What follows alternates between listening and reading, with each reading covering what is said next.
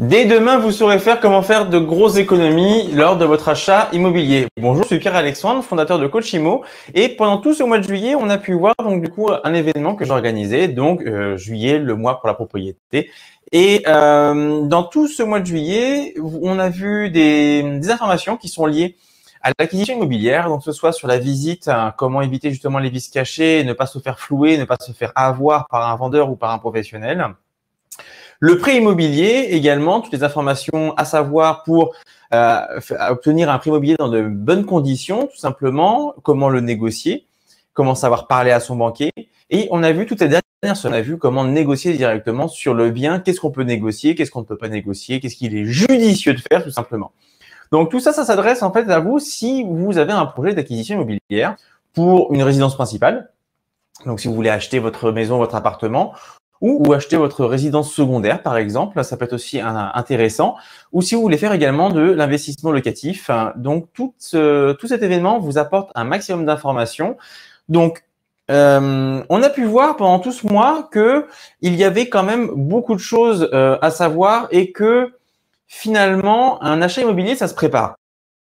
Vu lors de la première semaine que la plupart des acquisitions se font directement en se disant je veux tel projet et sans jamais se poser la question. Et alors effectivement, il y a beaucoup de projets qui vont quand même à leur terme et c'est plutôt encourageant, mais ça passe quand même pour une réussite d'un projet, ça passe quand même par une bonne préparation. On va pas courir un marathon sans s'être entraîné, hein, ça va de soi. Et donc ça passe par aller voir des acteurs, aller voir des personnes qui sont les professionnels du financement, aller voir des professionnels également de la transaction et également avoir son notaire. Donc, si on fait un récap, comme je le disais et comme souvent je l'enseigne, une acquisition immobilière, c'est un peu comme un match de foot. Vous avez les attaquants, vous avez le milieu et vous avez les défenseurs et vous avez votre gardien.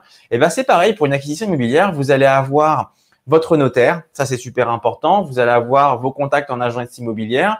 Vous allez avoir votre partenaire financier, ça peut être votre banquier ou un courtier. Donc moi, ce que je fais aujourd'hui, c'est du courtage.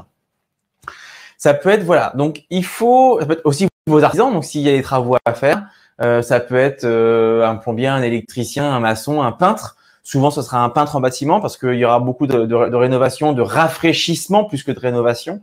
Donc voilà. Donc il faut bien s'entourer pour pouvoir faire de bonnes visites.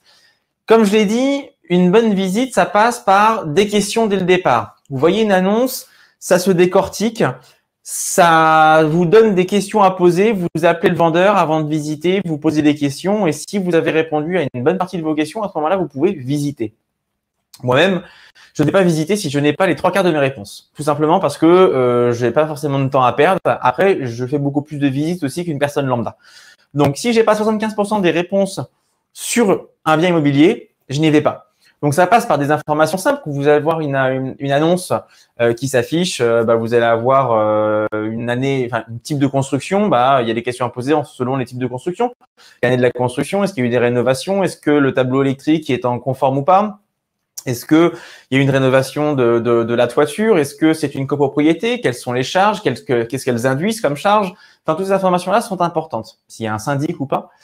Voilà, donc ça, c'est des choses qui sont importantes. Prenez un maximum de notes et prenez le maximum de notes détaillées et de la même façon pour vous y retrouver. Ça, c'est important.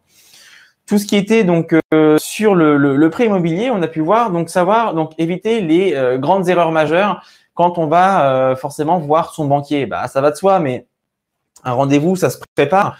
On va pas forcément voir un banquier sans se dire mais je sais pas combien je gagne, je sais pas combien je dépense tous les mois. Tout ça, ça se prépare. Ce sont des questions belles. Vous avez l'habitude de vos dépenses et de vos recettes. Tout ça, forcément, vous devez les noter et avoir un dossier assez complet pour aller voir votre banquier. Sans quoi, il va vous dire, mais moi, je veux bien vous donner une estimation, mais si j'ai pas d'infos, ça va pas être judicieux, quoi. Sachant que si vous allez voir des banques mutualistes ou des banques plus capitalistes, entre guillemets, vous allez avoir des façons différentes de compter, compter une enveloppe de prêt. Donc ça, c'est important. Voilà, toutes ces informations-là que j'ai données pendant tout ce mois de juillet, vous pouvez les retrouver sur les vidéos qui sont simplement liées à cet événement. Et vous en tirerez un bénéfice assez intéressant. Pour le coup, les vidéos sont relativement courtes et je vous invite réellement à les regarder. selon votre thématique. La première semaine, c'était sur la découverte du bien, également les vices cachés. La deuxième semaine, c'était sur le prêt immobilier. Et la troisième semaine, c'était sur la négociation du bien en lui-même. Et dans cette troisième semaine, on a vu que la négociation pouvait porter sur plus de choses que forcément le prix et qu'on pouvait négocier autre chose sur une acquisition. Dans tous les cas, votre projet, il est forcément unique. Et comme il est unique, il a ses caractéristiques et il a ses façons d'être vu différemment. C'est-à-dire que un projet qui aujourd'hui est une acquisition dans l'ancien, donc une maison qui a déjà été construite et habitée, une acquisition dans l'ancien avec des rénovations ou sans rénovation va être différente d'un projet en construction, va être différent d'un achat d'un appartement par rapport à une maison. Tout ça, ça va être différent.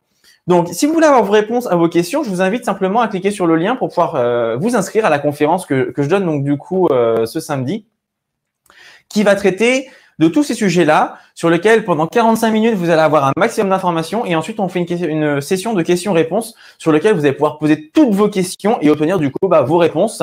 Et ça va durer en gros 40 minutes d'information et à peu près 20 minutes, 30 minutes maximum de questions-réponses. Donc, bloquez bien dans l'agenda. Et si vous avez des questions qui viennent, qui vous voudriez avoir une réponse, je vous invite à me contacter au 06 95 36 38 23 ou sur contact@coachimo.co. Vous m'envoyez un mail, vous me posez votre question, je vous rappelle, je vous renvoie un mail et puis on échange comme ça. Je vous dis à très bientôt ou sinon à demain. Très bonne journée.